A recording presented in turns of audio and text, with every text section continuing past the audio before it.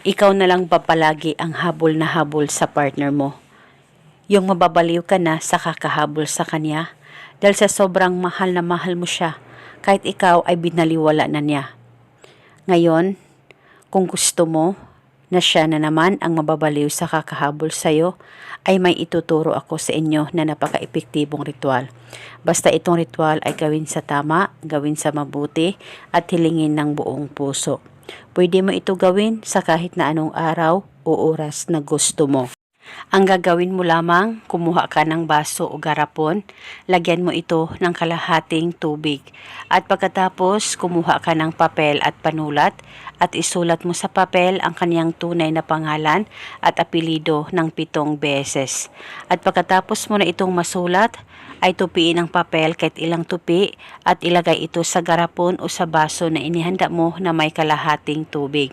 At nang malagay mo na ito, ay kumuha ka ng isang butil na bawang, pwedeng balatan at pwedeng hindi, depende po sa inyo. At isunod mo rin itong ilagay sa baso o sa garapon. At maglagay ka rin ng isang kutsarang asin. At nang malagay mo na lahat, ay hawakan saglit ang ritual, titigan mo ito ng maigi, mag-focus at mag-concentrate ka at ibulong mo ang mga salitang ito. Pangalan at apelido sa kapangyarihan nitong ritual, ikaw na naman ang mababaliw sa kakahabol sa akin ngayon. Ibulong mo lamang ito ng 7 beses. At pagkatapos ay itago itong ritual sa safe na walang makakakita at makakaalam. Pwedeng takpan at pwedeng hindi, depende po sa inyo. Basta itago ito hanggang 7 araw.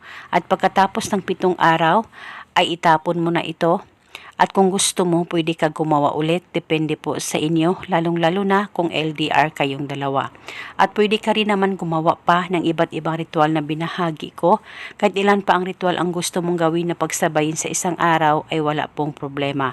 At paniguradong matatamaan siya sa oras na magawa mo ang ritual na ito. At eto muna sa ngayon. Maraming salamat po sa panonood. May God bless us all.